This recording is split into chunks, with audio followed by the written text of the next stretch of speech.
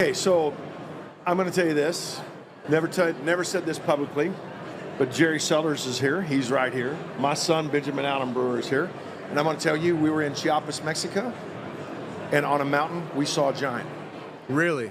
I'm talking about a big one. I'm not talking about a 9-footer or 10-footer. I'm talking about mid-20s. Not for a glimpse, not a second.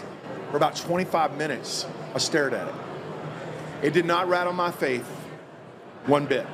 No. Because I already know how to process all this. In fact, I was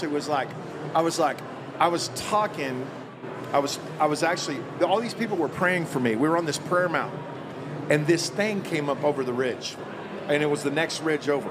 This known for having giants in the area. There's big giant footprints everywhere in the rock down there and all this craziness. Even at the hotel, there was a big giant footprint. They had this rock that has a giant human footprint in it. And it also has the largest Mayan ruins on the planet Earth is there, and it's privately owned. And we went to it. The guy that owns it, it's the largest Mayan pyramid on the entire planet Earth. It's all right there. Jeez. And we went out there, which I got to tell you all about that and the craziness that happens there. But we went to this prayer mountain. All these pastors meeting with me. We all got there. They were all praying for me. So all this, like 40 pastors, and they're all praying, and they're all speaking in Spanish. I can see Jerry, and I can see my son Ben. They were all standing there minding their own business. And they're all praying, and I see on the next, there's a big valley, and there's a ridge in front of me, and I see this thing come up over the ridge and stand next to this tree. And as the tree sways, it sways exactly however the tree's, and it like mimics it. And I'm just sitting there, man, and I'm just looking at this thing. And I'm like, wow, I saw it come up. I actually saw it come up. And it's staring us down from the next mountain over, and it's staring. I can tell how big it is because of that tree. And it's no joke. I mean, this is no joke. And we're just sitting there, and I told Ben, I said, Ben, while they're praying for me, I'm like, yes, Lord, because they're all praying for me. I'm like, Ben, like what? He's like, yeah, and he's praying too. I was like, there's a giant on that hill over there. He's like, where? I'm like, right over there. We're praying, yes, Lord, yes, Lord. Ben turns around, and he goes, oh my, like King Jesus. I'm like, I know. Wow. And when Ben turned around and looked at it, the tree moved, and it froze.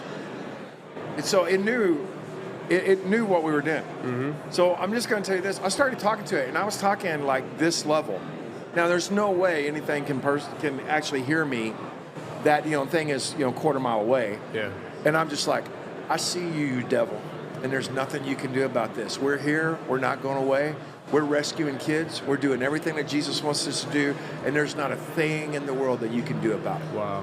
You can either move or you can go to hell. And I'm talking in this voice. And then it started doing this.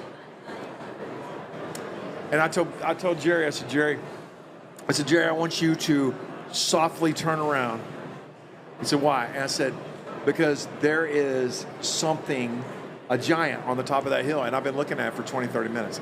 And Jerry turned around and went, oh my gosh! And man, when he did that thing, kind of stood up like this, and it just turned around and like in just a couple of strides. Unbelievable.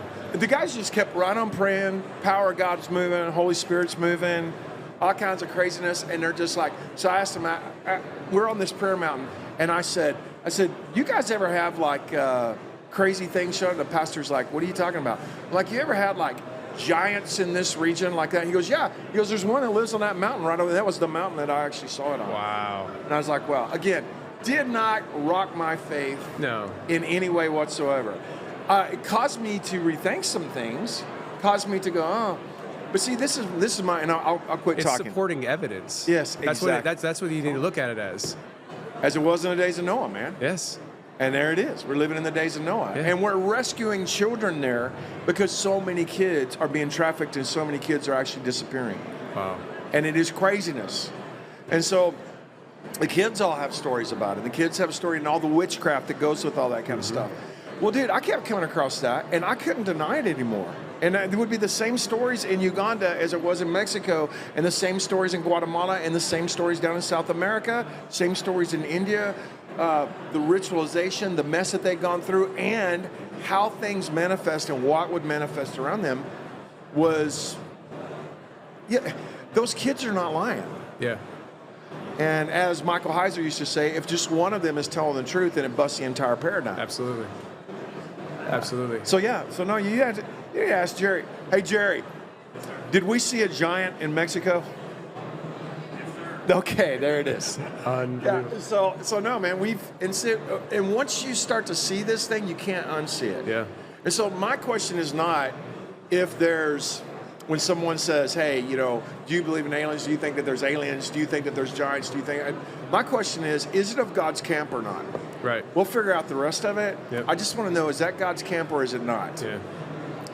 Are you asking me? Yeah. Because I'll tell you what, there's a whole big disclosure movement going on right now. Mm-hmm. And people have to really start considering what's actually happening. Because one, people who I'll call the normies, they don't have any paradigm to fit this in. So that's all new to them. They don't think about UFOs. They don't think about aliens. And all of a sudden, their government's saying, here, there's real things happening here.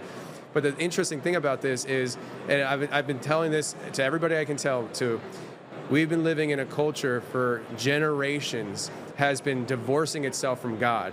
We've been living in a society where the leadership has been telling us and brainwashing children since they're in elementary school that evolution is the way to go. There is no God. There is no creation. That same structure is now rolling out a supernatural disclosure where they're telling people these are NHIs, non-human intelligence. They're here, but they're not really here.